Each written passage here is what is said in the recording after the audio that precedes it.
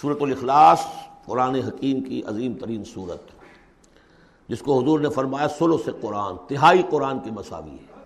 توحید باری تعالیٰ پر جامع ترین سورت، مختصر ترین اور جامع ترین۔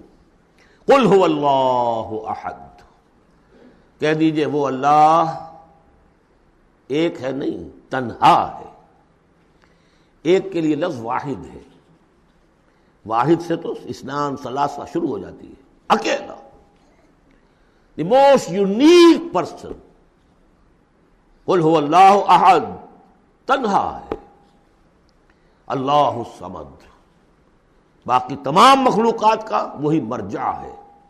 صمد کہتے ہیں بڑی چٹان کو، جس کا سہارا لیتے تھے لڑنے کے وقت، کہ پیچھے چٹان اچھی ہو تاکہ پیچھے سے دشمن جو ہے حملہ نہ کر سکے۔ پھر یہی لفظ آ جاتا تھا سرداروں کے لیے کہ جن کی طرف رجوع کرتے تھے لوگ۔ تو یہ کہ اصل میں اللہ تو ہے خود بخود قائم ہے، اپنے بل پر قائم ہے، کسی نے بنایا نہیں اسے، اس کی حیات مستعار نہیں ہے، اس کی حیات اپنی، اس کا علم اپنا۔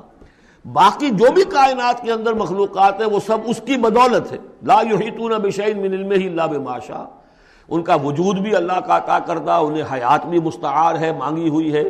عمر دراز مانگ کے لائے تھے 4 دن، اور وہ مانگی ہوئی زندگی ہے، جب چاہے گا لے لے گا ہم سے، ہماری زندگی اپنی تو نہیں ہے۔ لیکن یہ کہ باقی تمام مخلوقات کو تھامے ہوئے ہے، اور یہ وہی ربط و تعلق ہے جو میں نے آپ کو بتایا تھا اسم اعظم، جو الحی القیوم، خود زندہ اور باقی سب کو تھامے ہوئے۔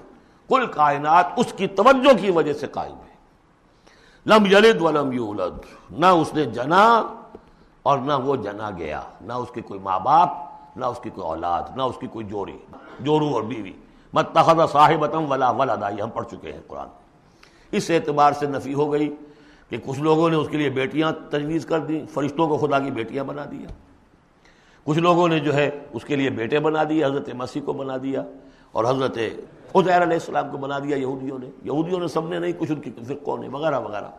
لیکن یہ کہ اس کا معاملہ یونیک ہے، نہ اس نے کسی کو جنا نہ وہ کسی سے جنا گیا۔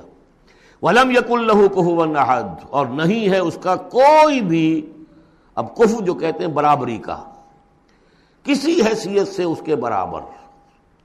کفو، ہم پلہ، ضد، ند، مثل، مثال، مثیل، کوئی نہیں، کوئی اس کا ہم پلہ نہیں ہے، کوئی اس کا ہم رتبہ نہیں ہے، کوئی اس کا کفو نہیں ہے۔